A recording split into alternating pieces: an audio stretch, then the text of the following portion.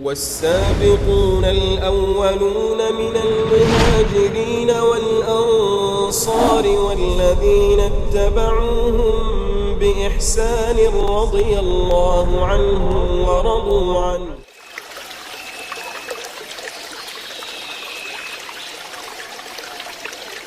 السلام عليكم ورحمة الله وبركاته. الحمد لله حمدا كثيرا طيبا مباركا فيه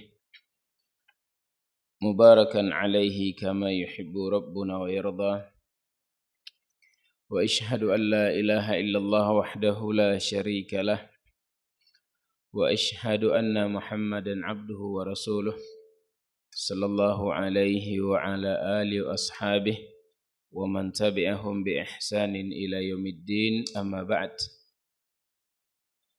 Ikhwani rahimani wa rahimakumullah. Alhamdulillah, segala puji bagi Allah Subhanahu wa taala. Kita memujinya, bersyukur atas segala limpahan karunia dan rahmat-Nya yang tidak terhingga. Kemudian salawat beserta salam kepada Nabi besar Muhammad sallallahu alaihi wasallam, kepada keluarga beliau, kepada sahabat beliau, dan kepada orang-orang yang mengikuti beliau sampai akhir zaman. Jemaah sekalian yang dirahmati Allah Subhanahu wa taala, kita lanjutkan kajian kita dari kitab Mukhtasar Jami' Ulumul Hikam li Ibnu Rajab rahimahullahu taala.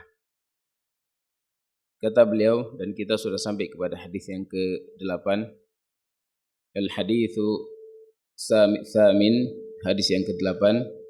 An Ibni Umar radhiyallahu ta'ala anna Rasulullah sallallahu alaihi wasallam qala umirtu an uqatila an-nas hatta yashhadu an la ilaha illallah wa anna Muhammadan Rasulullah wa yuqimus shalah wa yu'tuz zakah fa idza fa'alu dhalik asamu minni dima'ahum wa amwalahum illa bihaqqil Islam wa hisabuhum 'ala Allah ta'ala. Rawahu al-Bukhari wa Muslim. Dari Ibnu Umar radhiyallahu ta'ala anhu, ma'ruf itu Abdullah Ibnu Umar, yang maksud sini adalah Abdullah Ibnu Umar.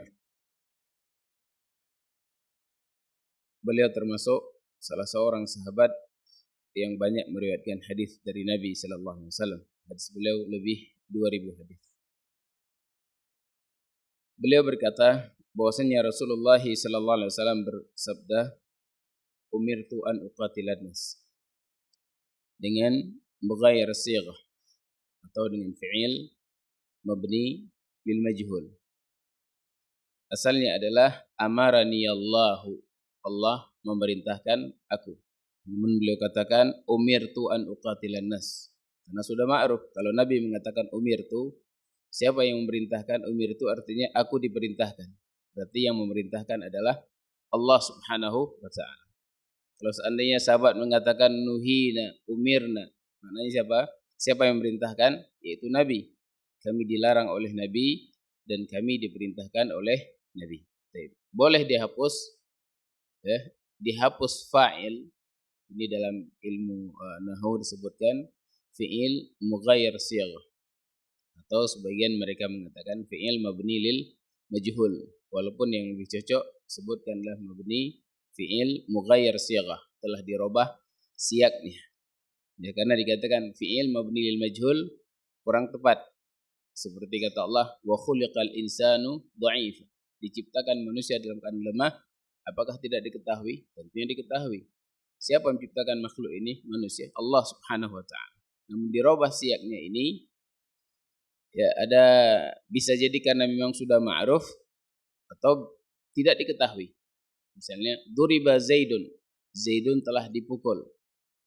Di sini bisa jadi memang tidak diketahui siapa yang memukulnya, sehingga ada yang mengatakan duriba Zaidun, tiba-tiba dilihat Zaidun telah terkapar misalnya. Bisa jadi karena tidak diketahui fa'ilnya. Atau terkadang sudah diketahui ma'ruf, ya, kemudian dirubah siaknya. Seperti kata Nabi, umirtu an uqatilan nas, aku diperintahkan untuk memerangi manusia. sampai hatta yashhadu an la ilaha illallah, sehingga manusia seluruhnya mempersaksikan, bersyahadah bahwasanya tidak ada sesembahan yang berhak untuk disembah kecuali Allah Subhanahu wa taala. Kata Allah dalam Al-Qur'an, wa qatiluhum hatta la takuna fitnah wa yakuna ad-dinu kulluhu lillah. Allah memerintahkan, wa qatiluhum, perangilah mereka seluruhnya sehingga tidak ada fitnah di muka bumi ini. Apa maksud fitnah sini? Tidak ada kesyirikan. Tidak ada yang diibadahi kecuali Allah Subhanahu wa taala. Karena memang manusia ini diciptakan, jin dan manusia diciptakan oleh Allah dalam rangka untuk beribadah kepadanya.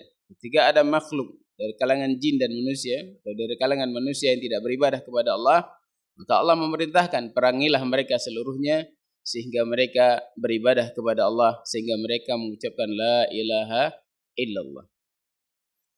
Wa anna Muhammadan Rasulullah, dan bahwasanya Muhammad itu adalah Rasulullah.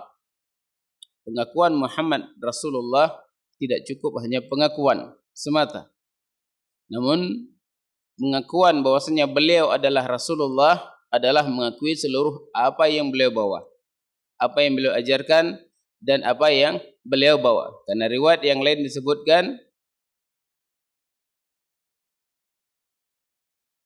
yaitu riwayat yang lain hatta yashhadu an la ilaha illallah wa yu'minu bi wa bima ji'tu bih. Riwayat yang lain disebutkan bahwasanya sehingga aku diperintahkan oleh Allah untuk memerangi manusia seluruhnya sehingga mereka mengucapkan la ilaha illallah dan beriman kepadaku serta beriman kepada apa yang aku bawa. Tidak cukup hanya pengakuan beriman kepada beliau namun tidak mengikuti apa yang beliau bawa dan tidak beriman terhadap apa-apa yang beliau bawa, ima Al-Qur'an atau hadis-hadis beliau. Maka orang yang hanya mengakui tanpa mengakui kerasulan beliau, tanpa mau mengikuti apa yang beliau bawa, tidak beriman terhadap apa yang beliau bawa, maka ini adalah termasuk dari kalangan orang-orang munafik. Allah sebutkan dalam Al-Quran, idza ja'akal munafiquna qalu nashhadu innaka la rasulullah wallahu ya'lamu innaka la rasuluh wallahu yashhadu innal munafiqina lakadzibun. Ketika datang kepadamu, ketika orang-orang munafik hadir di majelis Nabi, mereka mengatakan bahwasanya engkau adalah Rasulullah. Kata Allah, Allah mendustai apa ucapan mereka. Kenapa Allah dustai? Karena mereka pada dasarnya tidak beriman. Imannya mereka kepada Rasul SAW dalam rangka untuk menjaga, melindungi diri mereka. Ittakhadhu aymanahum junnatan fasaddu an sabilillah. Mereka bersumpah dan beriman kepada Nabi dalam rangka apa? Untuk melindungi diri mereka dan dalam rangka untuk menyesatkan manusia. Karena mereka mengaku beriman, namun di belakang Nabi mereka ingin atau berbuat fitnah seperti membangun masjid dirar dalam rangka untuk membuat perpecahan di antara kaum muslimin. Dan banyak pada saat itu orang-orang terpengaruh dengan orang-orang munafik. Ya, bagaimana celaan mereka, bagaimana ucapan-ucapan mereka terhadap Nabi terhadap para sahabat beliau. Nah, di sini tidak cukup beriman kepada Nabi hanya pengakuan, namun beriman kepada Nabi, beriman kepada apa yang beliau bawa. Kemudian wa yuqimus shalah, itu sampai mereka menegakkan as-shalah, melaksanakan shalah sebagaimana yang diperintahkan. Wa yu'tuz zakah, kemudian mengeluarkan zakah. Fa idza fa'alu dzalik, apabila mereka melakukan apa yang diperintahkan tersebut, yaitu mengucapkan la ilaha illallah, mengakui bahwasanya Muhammad itu adalah Rasulullah, melaksanakan salat, kemudian mengeluarkan zakat, asamu minni dima'ahum, maka terjagalah, terlindungilah darah-darah mereka dariku dan harta-harta mereka kecuali illa bihaqqil Islam, kecuali dengan hak al-Islam. Berarti sini pengecualian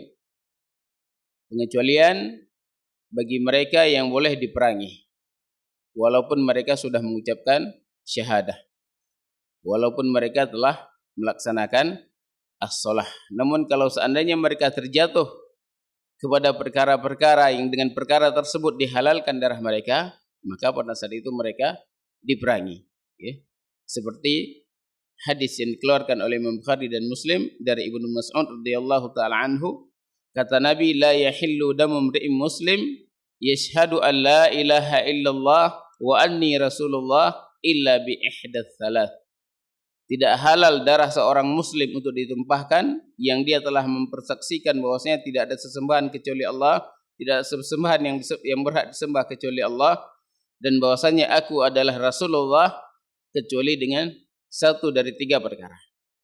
Yang pertama adalah sayyibuz zani, seorang perempuan atau seorang yang pernah menikah, baik laki-laki ataupun perempuan, kemudian berzina, baik masih ada suaminya atau telah meninggal suaminya. Ya, maka perempuan yang seperti ini keadaannya, atau laki-laki yang pernah menikah kemudian menceraikan istrinya, atau istrinya masih ada kemudian dia menikah, kemudian dia berzina, maka orang seperti ini boleh untuk ditumpahkan darahnya. Namun yang menumpahkan darahnya adalah penguasa. Ya, bukan setiap orang melihat ini ada perzinaan, gerebek kemudian dibunuh misalnya. Ini haram hukumnya. Bukan yang menegakkan hukum hudud itu bukan person atau kelompok tertentu, namun sini yang menegakkan hukum adalah penguasa. Baik, kemudian wan nafsu bin nafsi, yang kedua yang boleh dibunuh walaupun dia mempersaksikan la ilaha illallah adalah orang yang membunuh orang lain. Berarti qisas, ya, tentunya membunuh orang yang haram untuk dibunuh dari kalangan kaum muslimin. Adapun kalau seandainya yang dibunuh orang kafir, maka tidak ada had atau hukuman untuk seorang muslim itu dibunuh. Baik. Kemudian wattariqu lidini mufariqu lil jamaah, orang yang meninggalkan agamanya dan yang berpisah dari jamaah kaum muslimin. Baik, ini yang dikecualikan oleh Nabi sallallahu alaihi wasallam. Maka kalau seseorang tidak terjatuh kepada perkara tersebut, maka dia tidak boleh ditumpahkan darahnya, kemudian tidak boleh diambil hartanya. Qala Ibnu Rajab rahimahullahu taala, thumma qauluhu sallallahu alaihi wasallam asamu minni dima'ahum wa amwalahum, terlindungi dariku darah-darah mereka dan harta-harta mereka, yadullu ala annahu kana 'inda hadzal qauli ma'muran bil qital. Hadis ini menunjukkan bahwasanya dari ucapan apa yang diucapkan oleh Nabi, asamu minni dima'ahum wa amwalahum, hadzal qaul ma'muran bil qital. Ini perintah untuk memerangi manusia. Biqatli man abal Islam, siapa yang dibolehkan untuk diperangi, yaitu orang yang tidak mau masuk ke dalam Islam. Wa hadza kulluhu ba'da hijratihi ilal Madinah, dan ini perintah untuk memerangi manusia yang tidak mau masuk Islam adalah setelah Nabi hijrah ke Madinah. Adapun ayat-ayat yang antum dapati dalam Al-Qur'an yang itu ayat tersebut adalah ayat-ayat Makkiyah, maka makna perang wajahidhum jihadan kabira, bukan sini maksudnya jihad dengan perang, dengan pedang. Namun wajahidhum jihadan kabira, jihadlah mereka dengan Al-Qur'an. Ya, ajak mereka kepada Al-Qur'an, ajarkan mereka Al-Qur'an dan sungguh-sungguh berdakwah kepada Al-Qur'an. Karena perintah untuk memerangi orang-orang kafir yang tidak mau masuk ke dalam Islam adalah perintah ketika Nabi telah hijrah ke Madinah.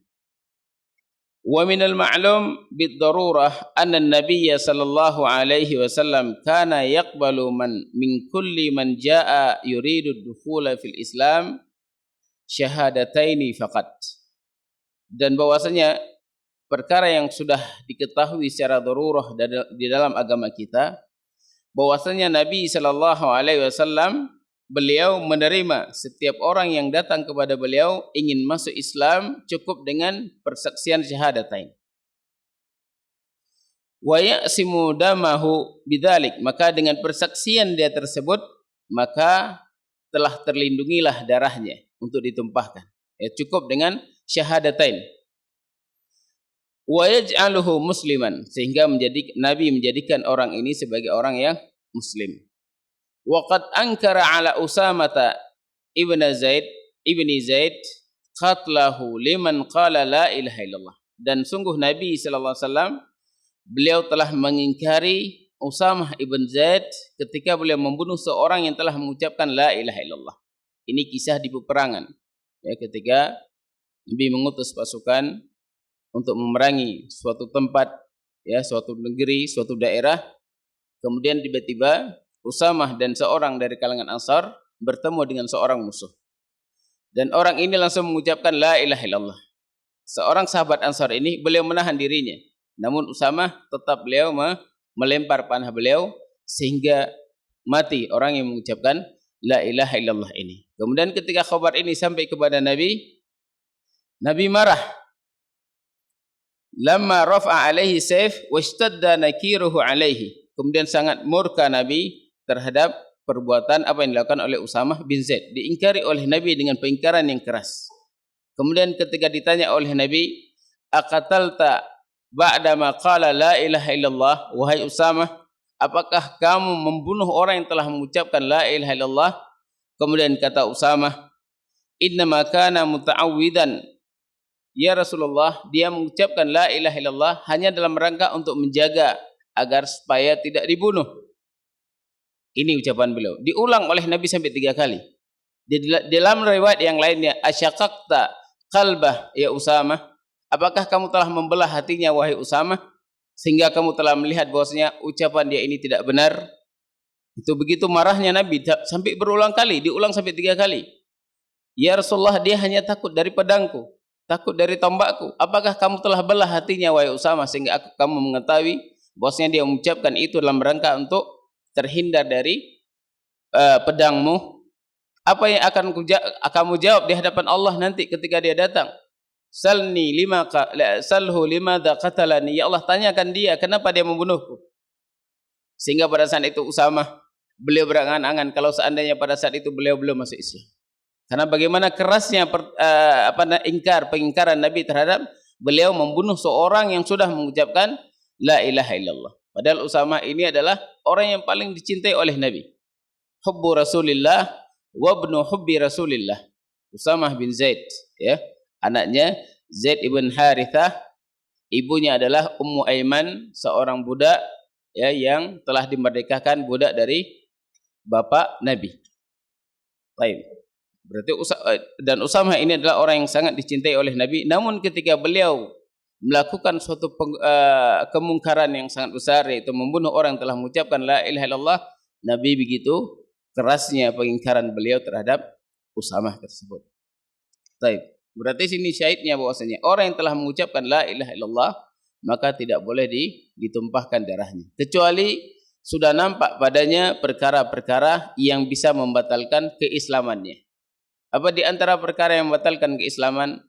Yaitu istihza kepada agama Allah Subhanahu wa taala, yaitu mengolok-olok agama Allah Subhanahu wa taala. Orang yang mengolok-olok agama Allah ini asalnya boleh dibunuh, dan yang membunuh adalah penguasa.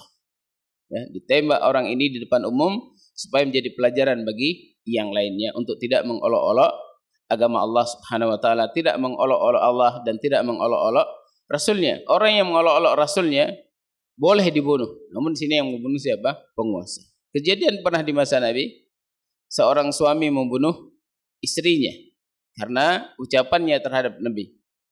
Ditusuk oleh suaminya, kemudian Nabi mengatakan hadar, darahnya itu boleh ditumpahkan dan orang yang menumpahkannya tidak dihukum apapun. Padahal seorang yang membunuh seorang muslim maka ada qisas. Namun karena dia telah mencela Nabi, istrinya sendiri nih, maka orang yang seperti ini tidak dikisas karena dia membunuh dengan bunuh yang hak. Baik. Qala wa bihadza wa kharraja Muhammad ibn Nasr al-Marwazi bi isnadin dha'if jiddan. Dikeluarkan oleh Muhammad ibn Nasr al-Marwazi dengan sanad yang sangat dhaif sekali, an Anas, dari Anas, qala lam yakunin nabiyyu sallallahu alaihi wasallam yaqtulu man ajabahu ila al-islam illa bi iqamis salah wa ita'iz zakah. Nabi sallallahu alaihi wasallam tidak menerima orang yang datang hanya dengan membawa Islam tanpa menegakkan salat dan tanpa mengeluarkan zakat. Namun hadis ini tidak sabit, dhaif, ya, karena tadi disebutkan di atas bahwasanya termasuk perkara yang sudah diketahui secara darurah bahwasanya orang yang telah mengucapkan la ilaha illallah Muhammad Rasulullah, maka tidak boleh ditumpahkan darahnya dan Islamnya diterima.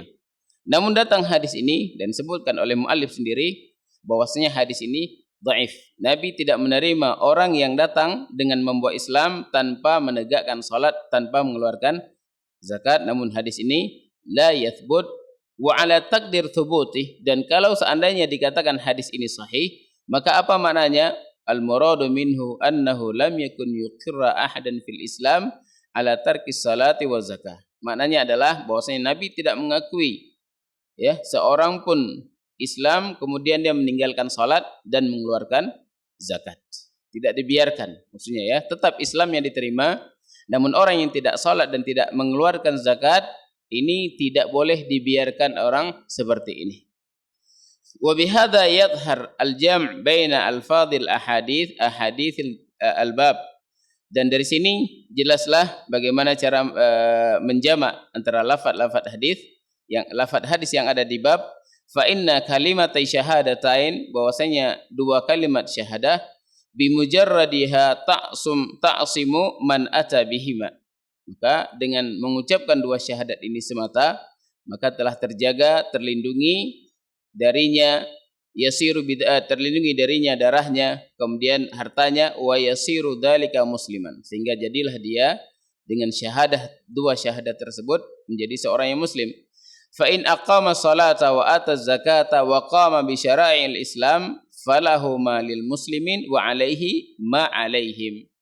Maka kalau seandainya dia datang dengan membawa zakat, ya mengeluarkan zakat, kemudian melaksanakan salat, maka sungguh dia telah menegakkan syariat Islam, maka baginya hak sebagaimana muslim yang lainnya, kemudian baginya juga kewajiban sebagaimana kewajiban muslim yang lainnya. Baik. Apa yang wajib atas seorang muslim, maka wajib bagi dia. Apa yang hak bagi seorang muslim, maka hak bagi dia. Wa in akhalla bi syai'in min hadhil arkan, apabila dia mencacati dari satu rukun dari rukun-rukun Islam, fa in kanu jama'atan, kalau seandainya mereka kelompok yang besar, qutilu, maka mereka diperangi, ya. Wa mimma yadullu ala qitali al-jamaah, karena kalau kelompok besar seperti Abu Bakar radhiyallahu taala anhu, beliau memerangi siapa? Mani'uz zakah, yaitu orang-orang yang tidak mengeluarkan zakat karena mereka banyak. Adapun kalau seseorang misalnya ya tidak melaksanakan salat setelah diperintahkan, diminta untuk salat tetap juga tidak mau salat, maka ini hak bagi pemerintah untuk menangkap dan mengurung kemudian memenjara orang ini. Tidak dibiarkan. Walaupun tetap dia diakui seorang muslim, kecuali kalau dia sudah mengingkari hukum zakat, kemudian mengingkari hukum wajibnya salat. Baik. Kalau dia masih mengakui, maka dia tetap seorang muslim. Namun dia tidak dibiarkan.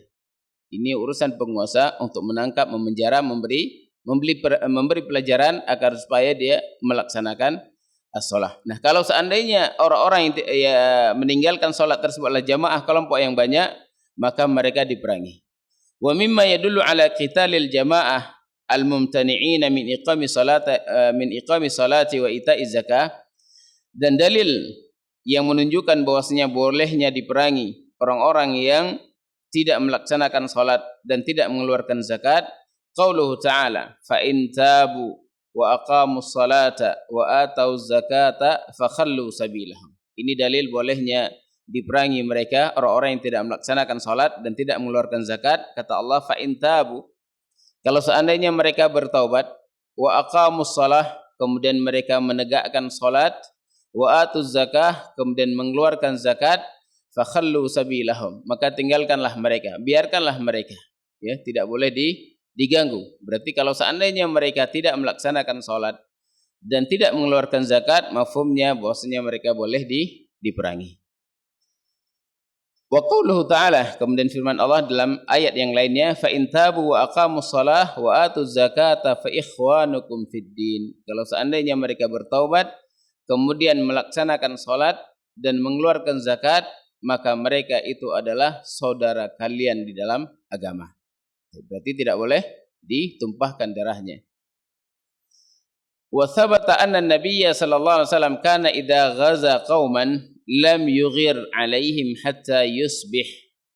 Dan sabit dari Nabi bahwasanya apabila Nabi ingin memerangi suatu kaum, beliau tidak langsung menyerang, ya, tidak langsung menyerang kaum tersebut sehingga di waktu subuh. Misalnya sampai di suatu daerah di malam hari, ya, beliau tidak langsung menyerang tempat tersebut hatta yusbih, sampai di subuh hari. Kenapa? Fa in sami'a adzanan, kalau seandainya beliau mendengar suara adzan di negeri tersebut, maka beliau menahan diri, tidak memerangi mereka. Berarti ini negeri kaum muslimin, tidak boleh diperangi. Wa illa aghara alaihim, maka kalau seandainya beliau tidak mendengar suara adzan, baru beliau memerangi mereka. Baik, berarti sini orang yang sudah orang yang melaksanakan sholat, yaitu dengan adanya adzan, maka tidak boleh diperangi. Berarti mafhumnya orang yang tidak melaksanakan sholat boleh untuk diperangi. Wa qauluhu sallallahu alaihi wasallam wa hisabuhum 'ala Allah, kemudian hisabnya, ya, di sisi Allah Subhanahu wa taala. Tidak ada mengetahui hati seseorang ketika seorang telah mengucapkan la ilaha illallah, ya. Maka di sini apapun niatnya, walaupun niatnya itu untuk melindungi dirinya dari pedang atau dalam rangka untuk agar supaya dia tidak diterima oleh masyarakat kaum muslimin misalnya, tetap ini urusannya kembali kepada Allah Subhanahu wa taala. Karena tidak ada satupun yang mengetahui hati seseorang, ya, kecuali orang-orang atau dari kalangan makhluk yang diberitahu oleh Allah Subhanahu wa taala. Siapa di antara mereka yang mengetahui tentang isi hati seseorang? Yaitu para malaikat. Malaikat, mereka menulis apa yang diperbuat oleh manusia, apa yang diniatkan oleh manusia. Ya, disebutkan bahwasanya Syekhul Islam Ibnu Taimiyah rahimahullahu taala, ketika beliau ditanya, apakah malaikat mengetahui apa yang ada di dalam isi hati manusia? Ya, beliau ditanya ketika mensyarah hadis fa in hamma bi hasanatin falam ya'malha. Orang yang berangan-angan, berniat untuk melakukan suatu amalan yang baik, kemudian dia belum melakukannya, kemudian ditulis baginya, malaikat menulis satu kebaikan. Dari mana malaikat mengetahui bahwasanya orang ini ada niat untuk melakukan kebaikan? Sehingga ditulis. Nah, disebutkanlah bahwasanya malaikat itu mengetahui. Mengetahui disebutkan oleh Ibnu Hajar, imma memang mereka itu diberitahu oleh Allah bahwasanya orang ini menginginkan suatu kebaikan walaupun dia tidak melakukannya, atau memang Allah Subhanahu wa taala mengajarkan para malaikat untuk mengetahui isi hati manusia, ya. Dan sini disebutkan oleh Sufyan ibn Uyainah juga, beliau mengatakan bahwasanya bagaimana cara malaikat mengetahui? Malaikat mengetahui dengan cara mencium, ya. Orang yang ingin melakukan kebaikan tercium darinya aroma yang wangi. Orang yang ingin melakukan kejelekan maka dia mencium bau yang busuk. Ya, ini disebutkan oleh Sufyan ibn Uyainah. Intinya adalah bahwasanya mereka para malaikat diajarkan oleh Allah, ditampakkan oleh Allah apa-apa yang ada di dalam hati manusia sehingga mereka menulis, ya, baik niat maupun perbuatan. Dan demikian juga Ibnu Hajar, beliau mengatakan bahwasanya para malaikat mengetahui apa yang ada dalam hati manusia. Baik, qala yani anna syahadatain ma'a iqamis shalah ta'sim sahibaha wa ma laha fid dunya. Bahwasanya orang yang telah mengucapkan syahadah kemudian melaksanakan salat, maka terjaga orang yang mengucapkan ucapan tersebut darahnya dan hartanya di dunia. Illa ayyatiya ma yubihu damah, kecuali kalau seandainya dia datang dengan membawa suatu perkara yang membolehkan dia untuk ditumpahkan darahnya. Wa amma fil akhirah, tadi sudah kita sebutkan, di antaranya adalah zina, yang sudah muhsan kemudian membunuh orang yang tidak boleh dibunuh, kemudian murtad dari agamanya. Wa amma fil akhirah, ini urusan dunia, ya. Adapun di akhirat, fa hisabuhu 'ala Allah, maka hisabnya dikembalikan kepada Allah Subhanahu wa taala. Fa in kana shadiqan, kalau seandainya dia mengucapkan la ilaha illallah itu jujur, dia melaksanakan juga jujur karena Allah, melaksanakan salat jujur karena Allah, adkhalahu Allahu bidzalikal jannah, maka Allah akan memasukkan orang ini ke dalam syurga. Wa in kana kadiban, kalau seandainya dusta, fa innahu min jumlatil munafiqin, maka dia termasuk dari kalangan munafiqin. Fit darkil asfali minan nar, termasuk di dalam neraka, orang-orang yang termasuk di dalam neraka yang paling dalam. Ya, kenapa orang munafik mereka disediakan tempat oleh Allah dalam neraka yang paling dalam? Karena sulit diketahui. Ya, mereka bersama kaum muslimin, namun mereka sangat memusuhi Islam. Masuknya mereka ke dalam Islam karena dalam rangka untuk menjaga darah mereka agar supaya tidak dibunuh. Karena setelah perang Badar, ya, kaum muslimin pada saat itu, orang-orang munafik pada saat itu, orang-orang kafir yang belum mau masuk Islam, mereka khawatir kalau seandainya kita tidak masuk Islam, kita bakal diperangi, tidak mungkin bisa tinggal di Madinah. Sehingga mereka masuk Islam dalam rangka untuk terlindungi darah-darah mereka. Ya, asalnya sebelumnya tidak ada orang munafik. Di Mekah tidak ada orang munafik. Kenapa? Karena mereka masih kuat. Nabi dalam keadaan lemah. Kemudian demikian juga pada tahun kedua. Tahun pertama tidak ada orang munafik. Tahun kedua terjadi perang Badar, dan pada saat itu musuh 1000-an lebih, kemudian kaum muslimin hanya 300-an, dan Nabi SAW dengan para sahabatnya mampu mengalahkan orang kufar dalam keadaan pasukan mereka lebih 1000. Nah, orang-orang yang belum mau masuk Islam, orang-orang kafir yang ada di kota Madinah, ya, baik itu dari kalangan Nasrani, Yahudi, kemudian orang-orang musyrik yang ada di kota Madinah, mereka khawatir kalau seandainya mereka tidak masuk Islam. Akhirnya mereka menampakkan Islam, namun mereka sangat benci kepada Islam, menyembunyikan kekafiran. Nifaq itu idharul Islam wa ibtanul kufur, menampakkan keislaman namun menyembunyikan kekafiran. Baik, qala wa qad istadalla bihadza man yara qubula taubati zindiq. Dan dalil ini dijadikan sebagai dalil oleh orang yang menerima taubatnya zindiq, wahwal munafiq. Zindiq itu orang-orang munafik, karena itlaq zindiq ini bisa kepada munafik, juga bisa kepada al-mulhid, orang-orang yang menentang agama Islam, ya. Mereka dikatakan zindiq dari kalangan munafik idza adhara al-audah ila al-islam. Seorang munafik kalau seandainya dia kembali menampakkan keislamannya, walam yara qatlahu bi mujarradi dhuhuri nifaqihim.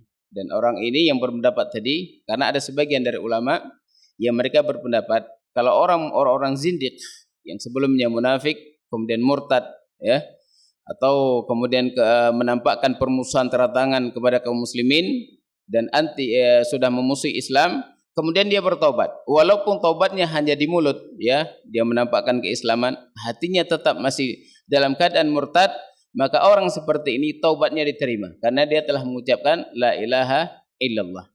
Kama kana Nabi sallallahu alaihi wasallam yu'amilul munafiqin, sebagaimana Nabi bermuamalah dengan orang-orang munafik. Nabi mengetahui siapa dari kalangan munafik. Ya, buktinya apa? Nabi punya sahibus sir, yaitu Hudzaifah. Nabi menyebutkan sekian ratus orang-orang munafik kepada Hudzaifah. Dari mana Nabi tahu ini orang munafik? Dari Allah Subhanahu wa taala.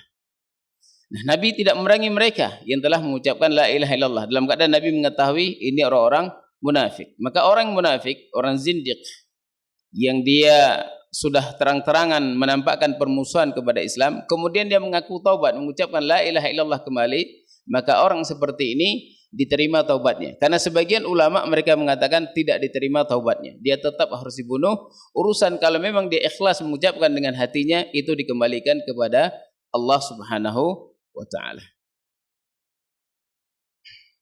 Wa yajrihim ala ahkamil muslimin fi dhahir, maka diberlakukan bagi mereka hukum seorang muslim secara zahir, ma'a ilmihi binifaqi ba'dihim fil batin, dalam keadaan walaupun diketahui ada kenifakan pada orang ini dalam batinnya, wa huwa qauli Syafi'i, dan ini adalah pendapat Imam Syafi'i wa Ahmad fi riwayah, demikian juga Imam Ahmad dalam satu riwayat, wa hakahu Khattabi an aktsaril ulama wallahu a'lam. Kemudian dihikayatkan oleh Khattabi dari kebanyakan para ulama bahwasanya orang yang munafik yang dia mengucapkan la ilaha illallah maka tidak boleh ditumpahkan darahnya, walaupun kita mengetahui ini sepertinya orang munafik, ya, dari korinah dia di depan kaum muslimin menampakkan Islamnya, salat bersama kaum muslimin, namun ketika dia di belakang kaum muslimin dia mencela Islam, ya, tidak pernah melaksanakan salat. Namun orang yang seperti ini tetap tidak boleh dibunuh. Ini pendapat siapa? Imam Syafi'i dan Imam Ahmad dalam satu riwayat, sebagaimana Nabi tidak memerangi orang-orang munafik dalam keadaan Nabi mengetahui mereka adalah orang-orang munafik. Taib, ini akhir dari pembahasan kitab ini. Insyaallah kita lanjutkan pada pertemuan yang akan datang, masuk ke dalam hadis yang ke-9. Subhanakallahumma bihamdik asyhadu an la ilaha illa anta astaghfiruka wa atubu ilaik. Wassalamualaikum warahmatullahi wabarakatuh.